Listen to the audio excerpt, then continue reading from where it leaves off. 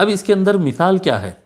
یعنی کیوں مثال دی ایسی؟ اس بارش کی طرح ہے جس میں اندھیریاں بھی آ رہے ہیں، اس میں گرج بھی ہے، اس میں چمک بھی ہے، وہ اپنے کانوں کے اندر اپنے انگلیاں رکھ رہے ہیں جی، وہ بجلیوں کی کڑک کی وجہ سے ڈر کر، حذر الموت، موت کے ڈر واللہ محیط بالکافرین، اور اللہ تبارک و تعالیٰ کافروں کا احاطہ کیا ہوا ہے۔ اس کے اندر مثال کہاں پر ہے؟ کیا ہے اس میں؟ منافقین کا رول کیا ہے؟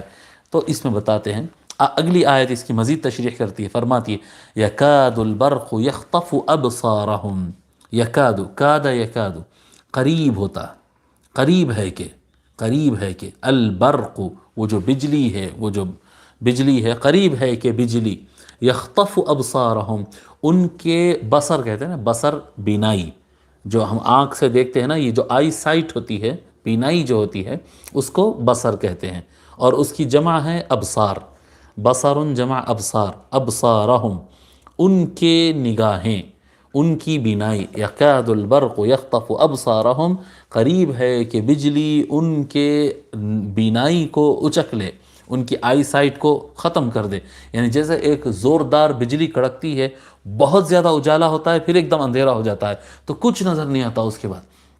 ایک دم اگر اندھیرے میں تیز روشنی آئے اور پھر بند ہو جائے تو تھوڑی دیر کے لیے آنکھوں کے سامنے اندھیرا ہو جاتا ہے۔ یکاد البرق یخطف ابصارہم، قریب ہے کہ بجلی ان کو نابینا بنا دے، ان کو اندھا بنا دے، ان کی بصارت کو اٹھا لے۔ کلما اضاء لهم مشوا فیہ، منافقین ایسے ہوتے ہیں کہ جب کبھی ان کو اس بجلی کی کڑک کی وجہ سے تھوڑی روشنی نظر آتی ہے، اس کے اندر وہ چلتے ہیں، بجلی کڑکتے ہیں، ارے یہ رستہ ہے، دو قدم چلے، یا آپ سمجھ رہے ہیں نا، ایک جنگل میں، آپ جنگل میں کھڑے ہیں اور زوردار اندھیرے کے اندر زوردار بجلی چمکے، جیسا بجلی کی وجہ سے کچھ درخت، کچھ راستہ نظر آئے، ایک دو قدم چلتے ہیں اور بجلی ختم ہو جاتی ہے، پھر انسان جہاں کا وہاں رک جاتا ہے جی، آگے نہیں بڑھ سکتا ہے۔ کلما، جب، کلما کا مطلب ہوگا جب، کلّا الگ ہے، ما الگ ہے، دونوں ملاتے ہیں تو اس کا ترجمہ اس طرح سے ہوگا، کلما، جب،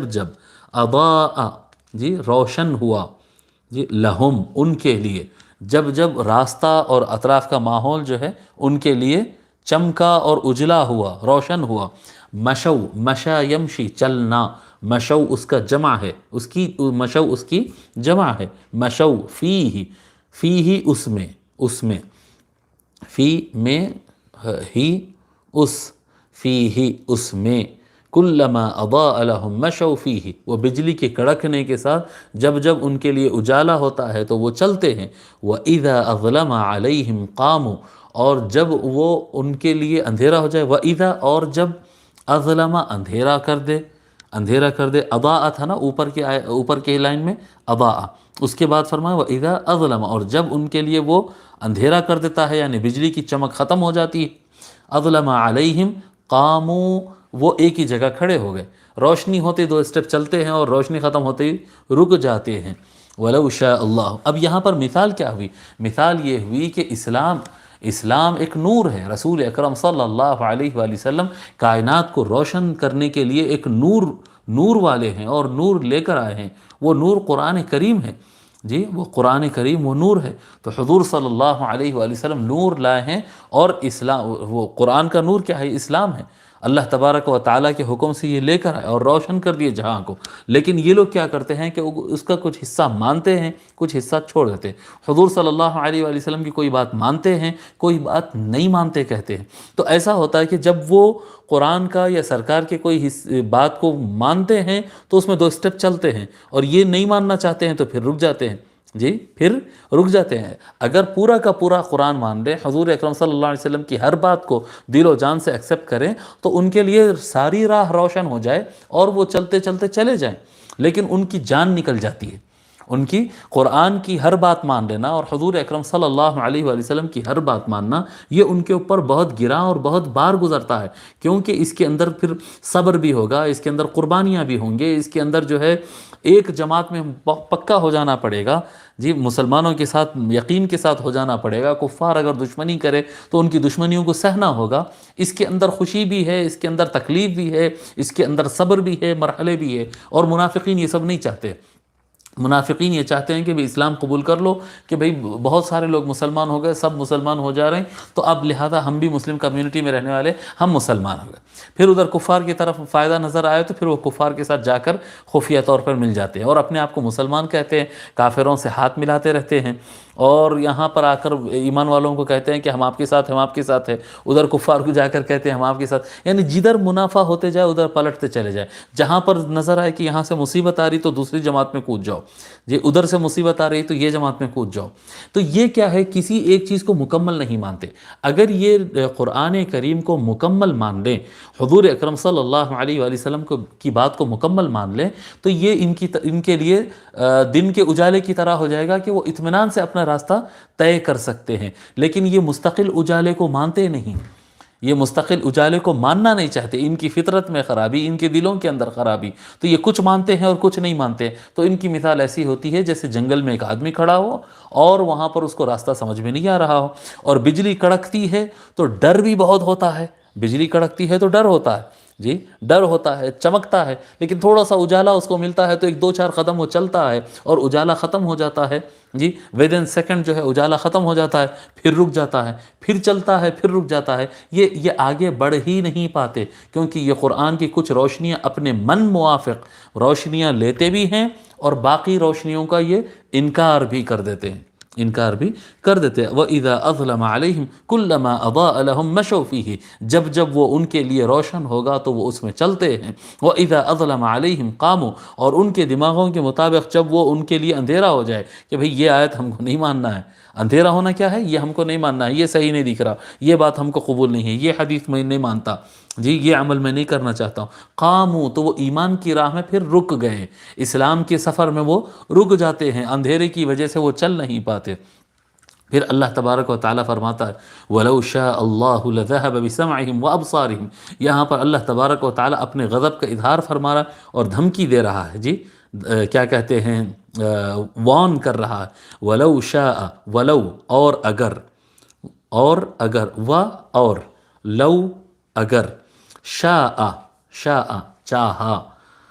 شاء چاہا، انشاء اللہ بولتے ہیں نا، انشاء اللہ،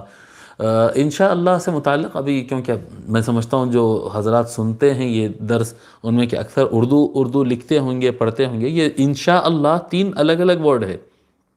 انشاء اللہ ایک ورڈ نہیں ہے، ان الگ ہے،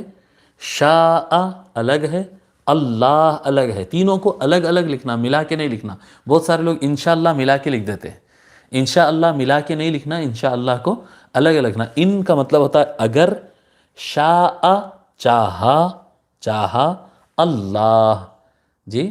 اللہ، اگر اللہ نے چاہا، یہ مطلب ہوتا ہے اگر اللہ نے چاہا، تو 3 لفظ ہے یہ، ان شاء، شین الف حمزہ ہو گیا لفظ، شین الف شاء حمزہ شاء اللہ، اس کو الگ کر کے لکھنا، اللہ، انشاء اللہ، اگر اللہ نے چاہا۔ تو بہت سارے لوگ ملا دیتے ہیں، ملا کر لکھ دیتے ہیں، انشاء ملا کے لکھتے ہیں، انشاء ملا کے نہیں لکھنا چاہیے، اگر معنی سمجھتے ہوں تو ٹھیک ہے، مگر نہیں لکھنا زیادہ بہتر ہے۔ دونوں کو اگر ملا کر لکھے تو اس کا مطلب ہوتا ہے کریٹ کرنا، انشاء اللہ، جی اگر اللہ کریٹ کرے، یا اگر اللہ کو کریٹ کیا گیا، معاذ اللہ شرک یا لفظ بھی وہاں پر ہو سکتا ہے، احتیاط کرنا چاہیے۔ انشاء وہاں پر کریٹ کرنا، بنانے کا مطلب نہیں ہے، اگر اللہ نے چاہا۔ وَلَوْ شَاءَ، اور اگر اللہ نے چاہا، وَلَوْ شَاءَ اللَّهُ، اور اگر اللہ نے چاہا، لا یہ بغیر الف کے ہے، اگر لام الف کے ساتھ لا آئے تو اس کا مطلب نہیں ہوتا ہے، نو ہوتا ہے، جی اگر لام کے اوپر زبر ہو اور بغیر الف کے آئے، جسٹ لا اگر آئے تو اس کا مطلب ہوتا ہے یقیناً، پکی بات، ضرور۔ وَلَوْ شَاءَ اللَّهُ لَذَهَبَ، ذَهَبَ لے جائے، لے جائے، ذَهَبَ ہم اس سے پہلے بھی بتائے تھے، ذَهَبَ جانا، جی گیا، گو، ذَهَبَ گیا، اور ذَهَبَ کے بعد اگر بی آیا تو ذَهَبَ بی لے گیا۔ ہم 2 آیت پیچھے پڑھے تھے نا، فَلَمَّا أَضَاءَتْ مَا حَوْلَهُ ذَهَبَ اللَّهُ بِنُورِهِمْ، آیت نمبر 17 میں، ذَهَبَ اللَّهُ بِنُورِهِمْ، اللہ ان کا نور لے گیا، اللہ ان کی روشنی لے گیا، تو ذَهَبَ گیا، ذَهَبَ بھی لے گیا۔ وَلَوْ شَاءَ اللَّهُ لَذَهَبَ بِسَمْعِهِمْ بی سے سمعہم ان کی سماعت، وَلَوْ شَاءَ اللَّهُ لَذَهَبَ بِسَمْعِهِمْ اور اگر اللہ چاہے تو ان کی سماعت کو لے جائے گا، وَأَبْصَارِهِمْ اور ان کی نگاہوں کو، اور اگر اللہ چاہے تو ان کی سماعت کو اور ان کی بصارت کو لے جائے گا، یعنی ختم کر دے گا۔ اگر اللہ تعالیٰ چاہے تو ان کی سماعت بھی کھینچ لے، اور اللہ تعالیٰ چاہے تو ان کی بینائی کو بھی کھینچ لے۔ کیوں ہم یہاں پر اللہ تبارک و تعالیٰ فرمان کہ اللہ تبارک و تعالیٰ ان کو آنکھ اور کان حق کو دیکھنے اور حق کو سمجھنے کے لیے عطا فرمائے، لیکن وہ جو چاہے اس کو دیکھنا چاہتے ہیں، اور جو ان کی مرضی کے خلاف ہو، جہاں پر ان کو فائدہ نظر نہ آئے وہاں پر وہ انکار کر دیتے ہیں اور نہیں ماننے کی بات کرتے ہیں۔ یہ ان کا غلط استعمال کرنا، اور یہ آنکھ اور کان اور سمجھ کی یہ جو نعمت ہے، یہ نعمت کا صحیح استعمال نہیں کرنا اور اس کے اندر منمانی کرنا۔ یہ آپ دیکھتے ہیں نا، آپ کسی بچے کو اگر آپ اچھا کھلونا دیتے ہیں، اچھا کھانا دیتے ہیں، اگر وہ اس کا صحیح استعمال کرتا ہے تو وہ کنٹینیو کرتا ہے، اگر وہ اس کا غلط استعمال کر رہا ہے تو آپ کیا کرتے ہیں، وہ بچے کے ہاتھ میں سے کھینچ لیتے ہیں کہ یہ اس کو مس یوز کر رہا ہے، خراب کر رہا ہے، یا اس کے ذریعے دوسری چیزیں خراب کر رہا ہے۔ تو اسی طرح سے اللہ تبارک و تعالیٰ انسان کو آنکھ دے گا تاکہ وہ دیکھے اور جو حق نظر آئے اسے قبول کرے، وہ سنے جو حق بات ہے اسے قبول کرے۔ جی اس لیے اللہ تبارک و تعالیٰ نے سماعت اور بصارتیں دی۔ اب کیونکہ منافقین اس سے منمانی کر رہے ہیں، وَلَوْ شَاءَ اللَّهُ لَذَهَبَ بِسَمْعِهِمْ وَأَبْصَارِهِمْ، اور اگر اللہ تعالیٰ نے چاہا تو اللہ تعالیٰ اگر چاہے تو ان کی سماعت اور ان کی بصارت کو، ہیئرنگ اور آئی سائٹ کو اللہ تبارک و تعالیٰ کھینچ لیتا ہے، ختم کر دیتا ہے۔ ان اللہ علی کل شیء قدیر، بے شک اللہ تبارک و تعالی، ان بے شک اللہ، علی پر، کلی ہر، شیء چیز، کل شیء ہر چیز، قدیر قدرت رکھتا ہے، بے شک اللہ ہر شے پر، علی کل شیء ہر چیز پر، قدیر قدرت رکھتا ہے، بے شک اللہ تبارک و تعالی ہر چیز پر قدرت رکھتا ہے۔ ترجمہ پڑھ لیتے ہیں۔ بحر العلوم ترجمہ فرماتے ہیں، قریب ہے کہ بجلی ان کی بصارتوں کو اڑا لے جائے، نیست و نابود کر دے۔ جس وقت اس بجلی کی روشنی ہوتی ہے وہ چلتے ہیں، اور جب ان پر تاریکی آ جاتی ہے تو کھڑے ہو جاتے ہیں، ٹھٹک کر رہ جاتے، رک جاتے ہیں۔ خدا چاہتا تو ان کی سماعت اور بصارت کو نیست و نابود کر دیتا، کیونکہ وہ ہر شے پر قادر ہے۔ شیخ الاسلام اس کا ترجمہ فرماتے ہیں، یوں لگتا ہے کہ بجلی ان کی بینائی اچک لے جائے گی، یکاد البرق یخطف ابصارہ، یوں لگتا ہے کہ بجلی ان کی بینائی کو اچک لے جائے۔ جب بھی ان کے لیے ماحول میں کچھ چمک ہوتی ہے تو اس میں چلنے لگتے ہیں، اور جب ان پر اندھیرا چھا جاتا ہے تو کھڑے ہو جاتے ہیں، اور اگر اللہ چاہا تو ان کی سماعت اور بصارت بالکل سلب کر لیتا، ہمیشہ کے لیے سلب کر لیتا، بے شک اللہ ہر چیز پر قادر ہے۔ ٹھیک ہے، جب بہرحال اللہ تبارک و تعالی یہاں پر دھمکی تو دیا ہے، اللہ تبارک و تعالی وارننگ تو دیا ہے، لیکن ساتھ ساتھ اللہ تبارک و تعالی نے لیا نہیں ہے منافقین سے ان کی سماعتیں اور بصارت ان کی دیکھنے کی اور سننے کی طاقت کو اللہ تعالیٰ نے لیا نہیں، صرف بتایا کہ اگر اللہ تعالیٰ چاہا تو لے سکتا ہے۔ اللہ تبارک و تعالیٰ چاہا تو تم کو اندھا بنا دے گا، تم کو بہرا بنا دے گا، فرمایا ہے، لیکن اللہ تبارک و تعالیٰ ان کو اندھا اور بہرا بنایا نہیں۔